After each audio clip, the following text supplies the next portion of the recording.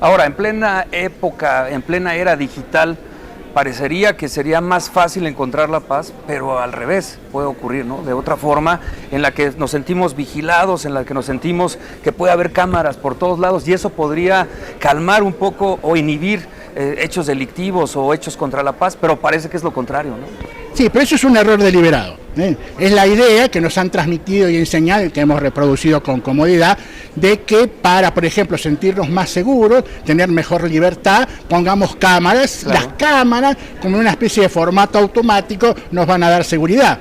Y las cámaras no pueden dar seguridad o inseguridad, pueden hacer lo que sea. O sea, hablando de narcotráfico, utilizan la misma información que vemos nosotros para decir, bueno, esto está muy vigilado, esto no, lo hacemos ahora o te rompen las cámaras o lo que sea, ¿no? Claro. Como pasó en Chihuahua con el arco, que en una ruta escaneaba los automóviles que pasaban, lo tenía controlado, y a la mañana siguiente le apareció un cadáver colgando, dándole la señal de que no nos interesa tu arco. La tecnología es tecnología, es un instrumento. El ser humano sigue siendo lo que siempre fue, una persona que piensa. Y la inteligencia artificial tiene la desgracia de que le pusieron el nombre inteligencia, pero la inteligencia artificial no piensa.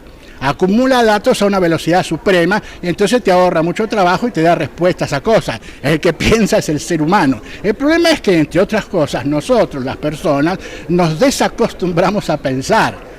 Y estas cosas, como la paz, debe ser bien pensada y debemos dejar de utilizar las fórmulas que nos llegan desde, disculpa, los medios de comunicación, ¿no? Desde algunas universidades, desde sobre todo la política, ¿no? Y los grandes mensajes, porque de paz todos hablan. Cuando se inicia una guerra, cuando se declara una guerra o cuando se habla de una guerra es por la paz. Sí, sí. ¿No? La invasión a Irak y todo eso fue por la paz. Todo es por la paz. Entonces, ¿dónde está la guerra? ¿Dónde está la violencia? Y uno dice, la violencia está en los hechos. Bueno, si los hechos son de violencia, eso no es paz. Entonces, totalmente ¿no? De acuerdo. Entonces, pero lo que quiero decir, es un tema complejo y es nuestra función tratar de explicar. Por eso es que uno dice, pero a veces dice, pero doctor, usted no explicó. No, estoy explicando la pregunta. Sí. Hay que seguir preguntando, no esperes la respuesta, porque cuando te llega la respuesta dejas de pensar y dejas de preguntar. Así es, todo surge por la paz, como usted lo estaba mencionando. Ahora bien, en seguridad se necesita más inteligencia. Más inteligencia. O más fuerza del Estado. Más inteligencia. Más inteligencia y, por suerte, cuando decís más inteligencia en cuestiones de seguridad, sí entra la inteligencia artificial, la información y todo lo demás, con el hombre inteligente detrás que dice, bueno, ¿qué está pasando acá? Porque la cuestión es qué está pasando. En el sentido de, si vos tenés que en un municipio los homicidios el mes pasado fueron 11, o el año pasado fueron 11, y este año son 90, no hace falta estudiar en una universidad para darte cuenta que aumentaron, ¿no? O sea, eso ya no es pensar. Pero vos decís, bueno, ¿por dónde se están moviendo? Hay una combinación entre nuevas industrias que se vinieron a instalar y aumento de la violencia. Mi municipio está justo en una ruta, porque puede ser un municipio pequeño, pero justo pasa por una ruta de tráfico. Y eso yo necesito saberlo, y eso no está en los datos de los periódicos, está en los metadatos, que por ahí los tengo que pagar para conseguirlo. Y entonces cuando hago eso, yo tengo los datos, todavía no tengo nada de inteligencia, tengo los datos, entonces aplico un análisis, diseño un mapa del delito, planeo estrategia, pongo en acción los recursos que tengo, pido ayuda y trato entonces de contener el problema, de desviar el problema y de cambiar la línea de acción del problema, no de eliminar el problema. Así es. Eso. Así es. Bueno, pero también hay quienes dicen que se tendría que hacer, o muchos países añoran lo que ha hecho Bukele en El Salvador, de dar un golpe de timón. No sé si utilizó o no inteligencia, no sé, realmente fue directamente contra el problema de raíz. Y bueno, pues muchos dicen, incluso en Argentina, bien, en México, han señalado que se tendría que hacer también esa estrategia, ¿no? De donde se ve un problema muy grave, una bien, solución también Bukele radical. Se ha transformado en una especie de paradigma en nuestros países latinoamericanos, es un paradigma de lo que debería ser virtud de que los resultados fueron muy buenos. pero cuando hablan de lo que hizo Bukele solo dicen una cosa, metió todo el mundo preso. Entonces cuando lo copian hacen lo mismo y les sale mal. ¿No? En Ecuador hicieron eso, vamos a aplicar la de Bukele, lo quieren hacer en Argentina ahora, pero me parece que ni empiezan a empezar porque no. La estrategia de Bukele a mí particularmente no me gusta para nada. Dio buenos resultados, pero es una estrategia. Él primero logró mayoría parlamentaria. Pues primero redujo la cantidad de miembros del Parlamento con el argumento de la corrupción y todo lo demás, persiguió a los corruptos, desalojó gente de gobierno, jueces, todo, limpió todo, Fuerzas Armadas sacó todo encima y logró un pacto político sólido, fuerte. El estado de excepción a él se lo tienen que aprobar una vez por mes, ya terminó, con un parlamento a favor, se lo aprueban, Fuerzas Armadas a favor, policía a favor, la sociedad a favor, un mensaje, es un buen comunicador él, pero además tiene una máquina de comunicación muy eficiente, listo, a pegar. ¿Se entiende? Va a pagar las consecuencias de esto porque El Salvador sigue siendo un país pobre. Así es. La seguridad es un aspecto de la vida social. Posiblemente la gente se sienta más segura, pero la gente pobre que se siente más segura, que sigue siendo pobre, la sensación de seguridad se le va a escapar enseguida. Entonces, esas dinámicas, bueno, veremos si a alguien le gusta la de Bukele, haga la de Bukele bien, entera. Ahí es cuando empiezan las limitaciones, ¿no? Cuando la oposición ya no quiere oposición, cuando ya no quiero esto, ya no quiero lo otro. Bueno, no, El Salvador es el pulgarcito de América, por lo tanto, se puede hacer. En otros países no se puede hacer. Será muy difícil, ¿no? Es imposible. Imposible. ¿Cómo hacerlo en México, no? Un país, uno dice, bueno, pero la opinión pública mexicana está muy quieta. No hace falta ni que se mueva. O sea, hay mucha diversidad, el mundo empresarial es un mundo muy diverso y fuerte, con peso y con conciencia y desarrollo, con intereses claros, etcétera, es vecino de Estados Unidos. Entonces, cambiar el mapa y volverlo bukeliano, digamos, no tiene sentido, por empezar, y es imposible. Pero tampoco tener una estrategia en la cual se amenaza con el recurso máximo de la fuerza pública en la Guardia Nacional y no se implementan estrategias de intervención locales, no parece asegurar. Nosotros tenemos un sexenio con muchos homicidios.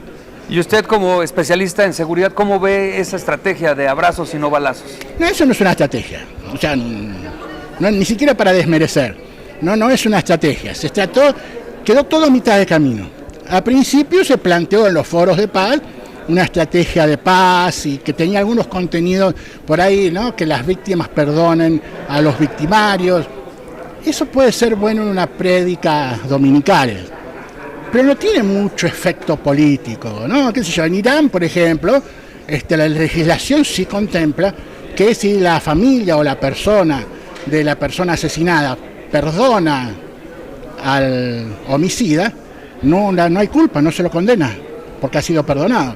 Pero es Irán, es cultura persa, o sea, cuando nosotros soñábamos con ser México, ellos ya estaban aburridos de ser Persia, ¿no? Entonces, es otra cosa. En nuestro país, que es un país occidental, la combinación es una estrategia de fuerza e intervención con fuerza inteligente en un país que está muy cargado de problemas, no solo de narcotráfico en el sentido tradicional de rutas de tráfico, sino sobre todo ahora, desde hace unos años, desde un poco antes de la pandemia, con la pandemia fuertemente ahora, es el narcomenudeo, la venta de droga en las ciudades, porque ahora la droga que produce México se consume cada vez más en México.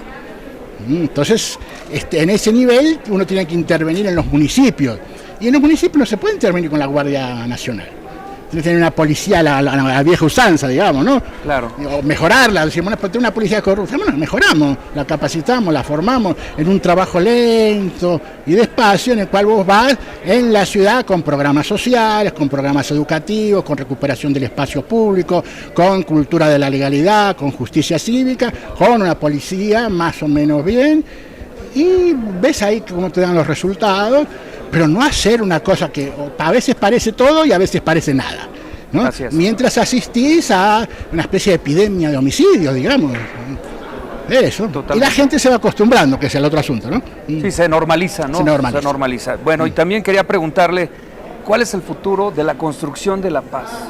¿Cómo nos vemos en 10 años? Vemos muchas amenazas, vemos que por ahí se asoman muchas personas que piensan muy radicalmente en ese sentido. Ya lo vimos Sí. ahí, por ejemplo, en Rusia. Nosotros tenemos Latina, en ¿cuál nuestra será? región, Sí. como decías, un pensamiento extremo.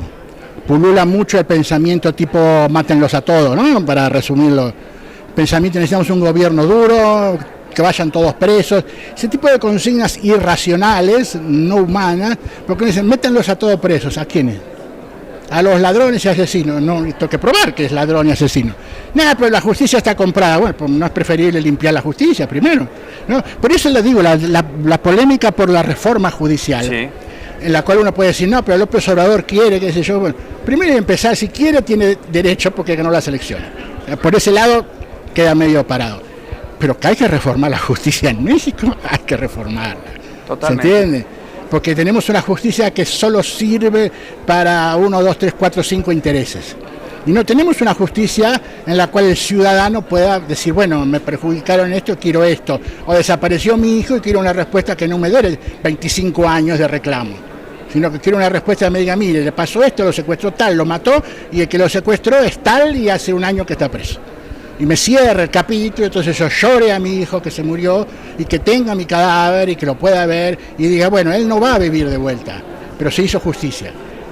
Totalmente de acuerdo en ese sentido, aunque también están las otras voces que dicen que lo que quiere hacer el presidente es acabar con la Corte, pues como una venganza personal, porque no se aprobaron varias de sus reformas. Si supongamos que aceptemos el argumento de Sí. que quiere disolver la Corte, no es por eso. Nadie disuelve una Corte por una cuestión personal. Tiene que haber argumentos más profundos para decir, para el que piensa eso, ¿no? De disolver la Corte, que no es eso lo que quiere, ¿no? Independientemente de lo que termine y resulte siendo, que me parece a mí que va a ser nada, no va a haber tal modificación sustantiva del juego de las cosas, porque no hay lugar, queda bastante claro que no hay lugar, tampoco el gobierno de López Obrador no se ha destacado, y creo que de Claudia tampoco, por empujar a un nivel en el cual el dique se rompa y el agua se derrame, ¿no? Sí ha empujado, pero México sigue siendo una economía capitalista clásica, las inversiones siguen llegando al ritmo que algunos dicen es demasiado lento y hay otros que dicen que es demasiado rápido. Si vas a Ciudad Juárez, en Ciudad Juárez, cualquier juarense te diría que vienen demasiado rápido. Porque están los juarenses mexicanos pobres, están llenos de chinos por todos lados, y las maquilas vienen y vienen y vienen y vienen y vienen, prácticamente no se reconoce la ciudad de la cantidad de maquilas, y al mismo tiempo encontrás gente instruida, que por supuesto sabe de qué habla, y te dice que no están viniendo para acá. Digo, bueno, menos mal, porque si no, no se podría. Es cosas que hay que estudiar y hay que ver el nivel. Evidentemente no están viniendo todas las que el proceso ameritaría que vinieran, porque se están previniendo, porque evidentemente un nivel de violencia como este hace pensar 5 veces las inversiones, ¿no? Pero bueno, si no viene Tesla con su fábrica de autos eléctricos, vienen los chinos, todos juntos con toda la fábrica de autos eléctricos.